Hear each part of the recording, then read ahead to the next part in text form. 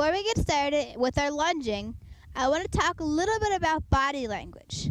Now, the reason I want to talk about body language is because there's many ways, many places you can put your body. And you want to be able, because the first principle of Taji horsemanship is to every action there is a reaction. And everywhere you move, the horse is going to see it and know it. And everywhere you move is going to send a different message to that horse. So today, in this session, we're going to talk about how which direction you go is going to send a certain message to the horse. So you can easily communicate what you're asking the horse to do. Also, before we get started, I'm going to quickly introduce my horse, and I'm going to explain a little bit on body language as I introduce the horse. Today, this is my pretend horse.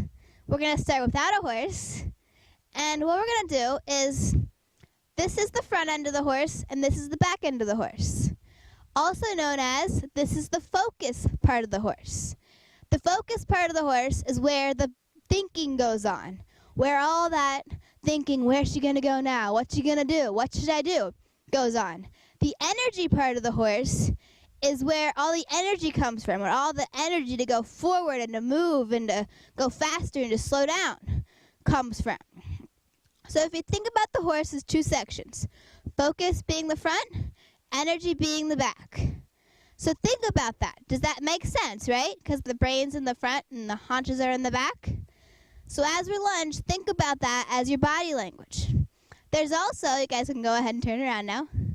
Thank you very much. There's also four main ways that we're going to be moving while we're lunging.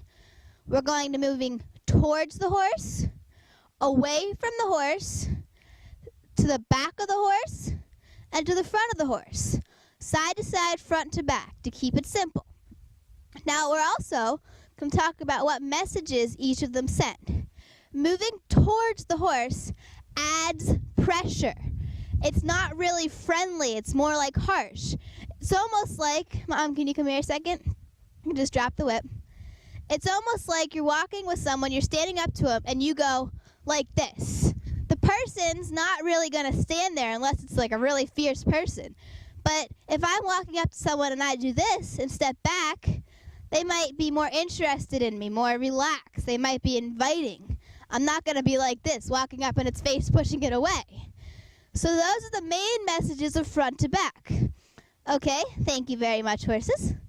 So, moving towards the horse is not a very friendly reaction. I'm adding the pressure.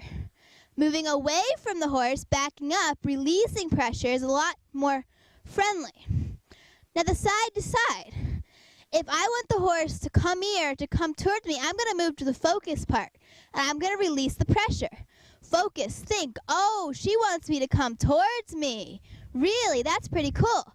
Now if I want the horse to go away from me, I'm going to move to the energy part of the horse.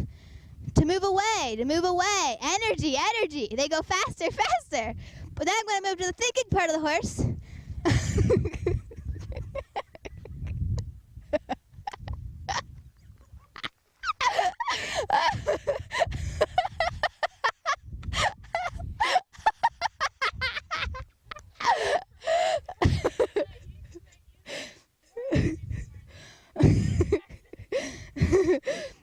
Okay, folks.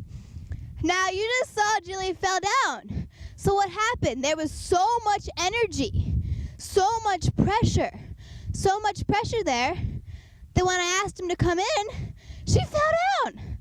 Accidents happen that way. When there's so much pressure, so much pushing them, accidents happen. Things can happen. Accidents like that can happen. I'm glad that wasn't a horse. So beware. Beware what you're adding pressure and when you're releasing pressure and which direction you're going. Okay, one more time. Okay, let's review the four ways you can move.